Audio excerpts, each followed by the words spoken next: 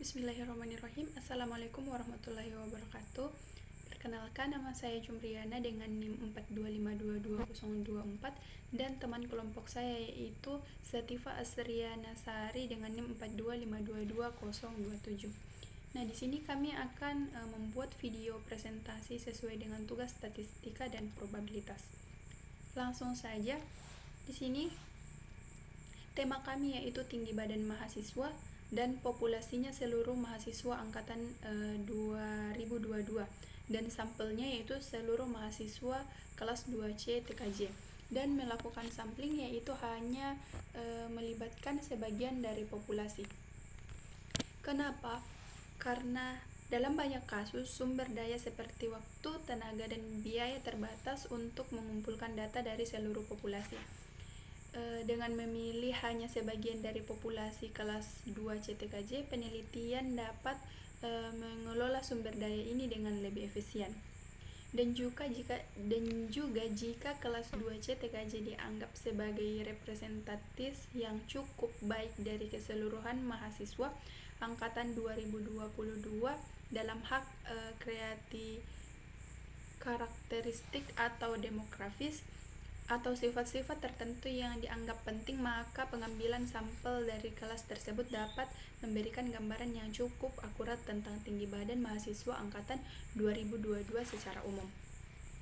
Dan juga terkadang mengakses atau melakukan survei terhadap seluruh populasi dapat menjadi sulit atau tidak memungkinkan. Dalam hal ini, memilih satu kelas tertentu yaitu kelas 2C TKJ mungkin lebih mudah untuk dijangkau dan bekerja sama dengan pengumpulan datanya. Dan juga dengan memusatkan pada satu kelompok kelas, penelitian dapat lebih terfokus dan mendalam dalam menganalisis data.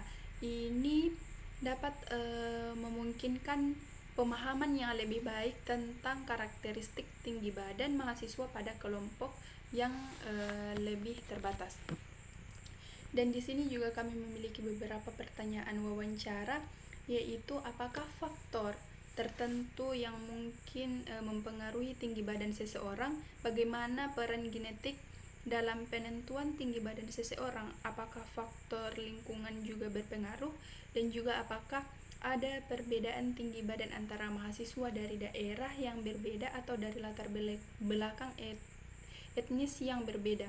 Bagaimana pula pola makan dan gaya hidup dapat mempengaruhi pertumbuhan dan tinggi badan, dan apakah ada korelasi antara tinggi badan dan kesehatan secara keseluruhan, apakah seorang dengan tinggi badan tertentu cenderung memiliki risiko kesehatan yang berbeda. Itulah beberapa pertanyaan dari kelompok kami.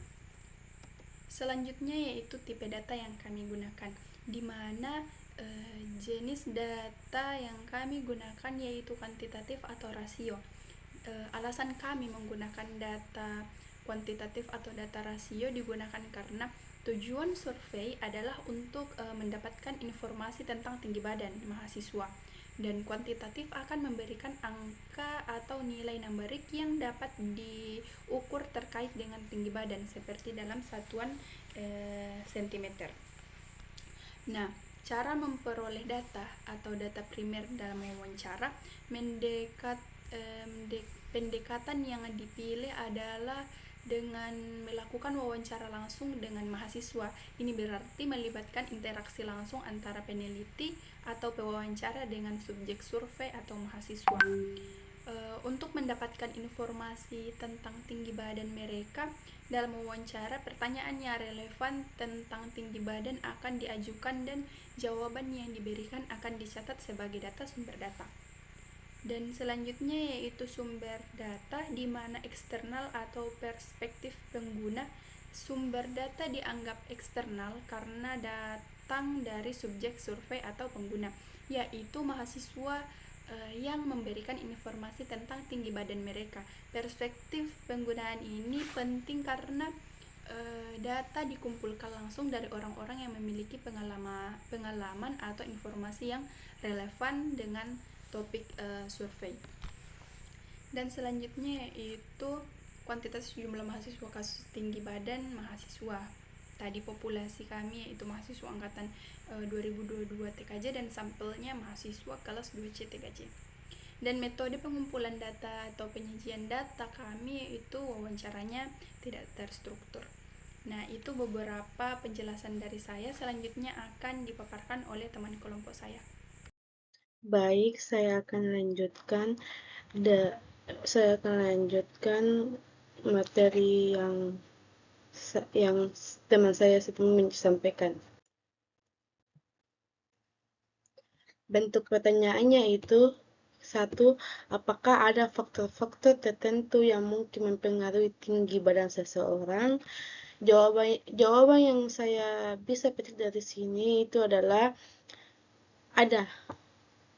Faktor-faktornya itu adalah genetik, nutrisi, lingkungan, dan kesehatan, dan pola hidup. Ada beberapa pada faktor yang mempengaruhi tinggi badan seseorang. Genetik berperan dalam menentukan potensi tinggi badan.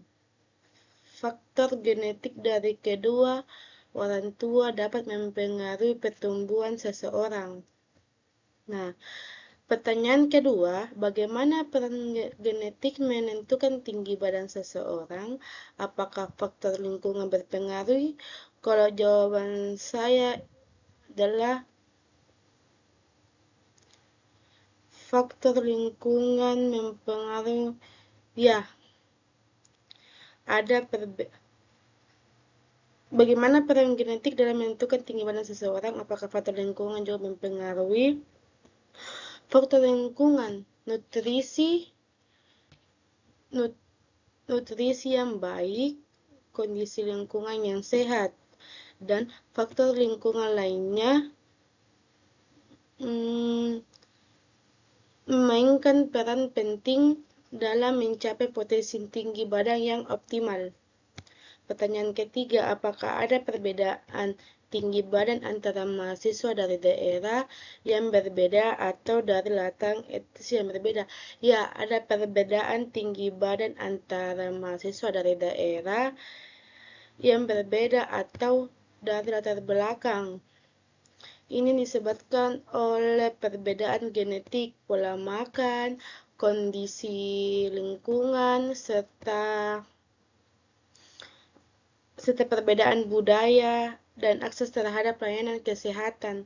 Apalagi kan kalau berbeda lingkungan pasti dia mempengaruhi dengan pola makan. Ada yang pola makannya baik, ada pola makannya tidak baik. Pertanyaan keempat, bagaimana pola makan dan gaya hidup dapat mempengaruhi pertumbuhan dan tinggi badan?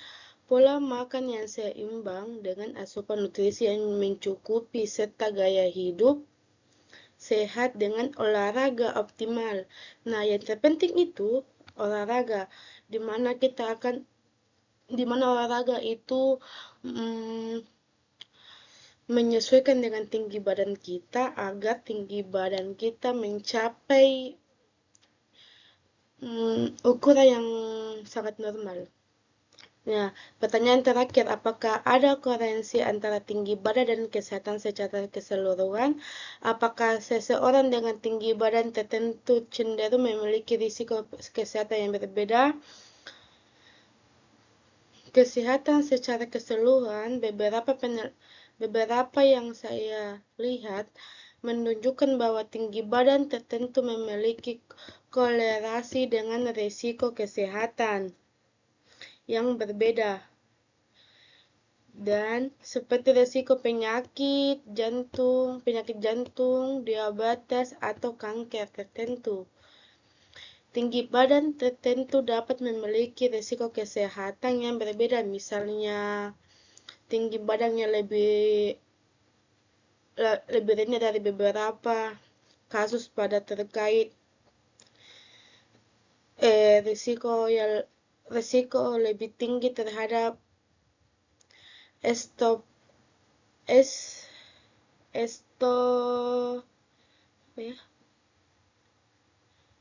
osteoporosis. Nah, Ini adalah sebagian bentuk data.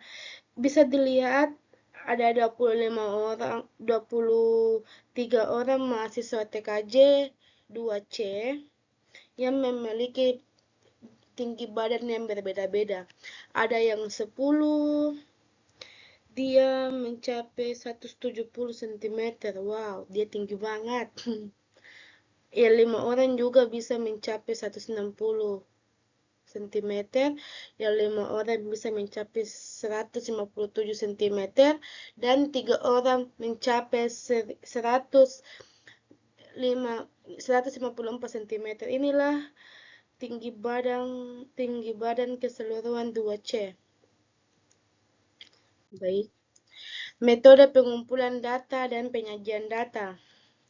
Metode pengukuran langsung tinggi badan mahasiswa dengan menggunakan alat ukur seperti penggaris atau alat ukur lainnya.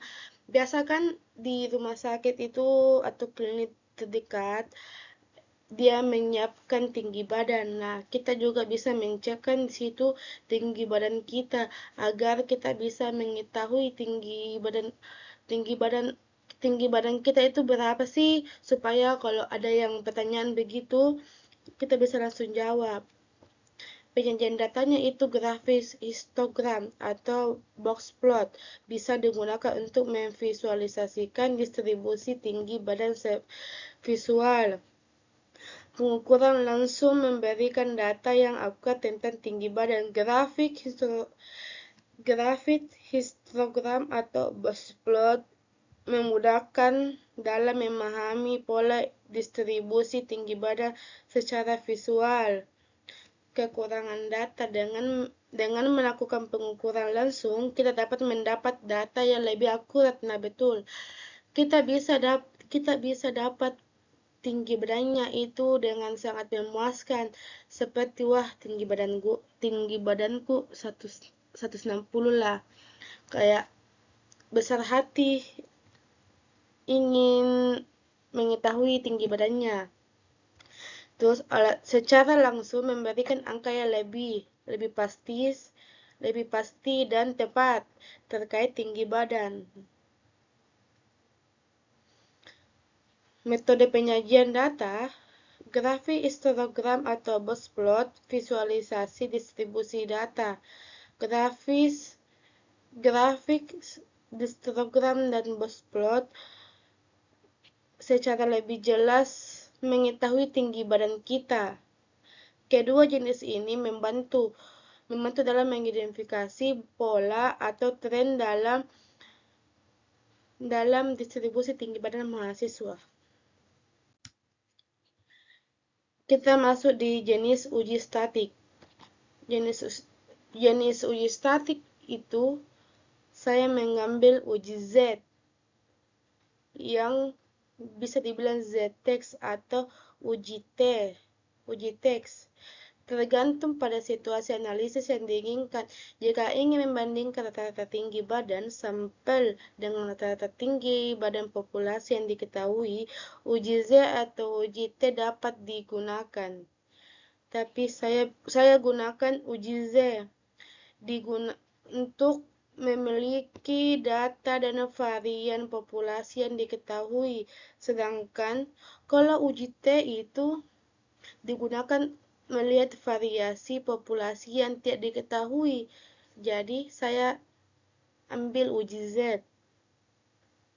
Pemilihan antara dua uji tersebut tergantung pada informasi yang tersedia dan asumsi yang terpenuhi dalam analisis statik.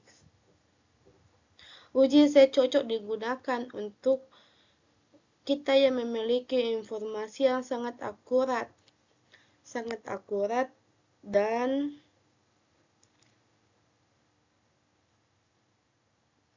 tentang populasi secara keseluruhan, seperti tinggi badan populasi yang diketahui dan dideviasi standar populasi. Ukuran sampel yang besar, uji Z lebih tepat jika ukuran sampel besar. Biasanya 30 lebih besar sih. Karena dengan sampel yang besar, distribusi rata-rata sampel cenderung mendekati distribusi normal. Ada pula kesimpulan dari kelompok kami, yaitu data tersebut dapat memberikan gambaran tentang bagaimana tinggi badan mempengaruhi persepsi diri, interaksi sosial, atau kesadaran diri mahasiswa terhadap tinggi badan mereka. Dalam konteks tersebut, dalam konteks lingkungan akademik, studi ini dapat memberikan informasi yang berguna bagi kebijakan kampus terkait kesehatan. Nah, di sini juga akan diterapkan kebijakan untuk kampus untuk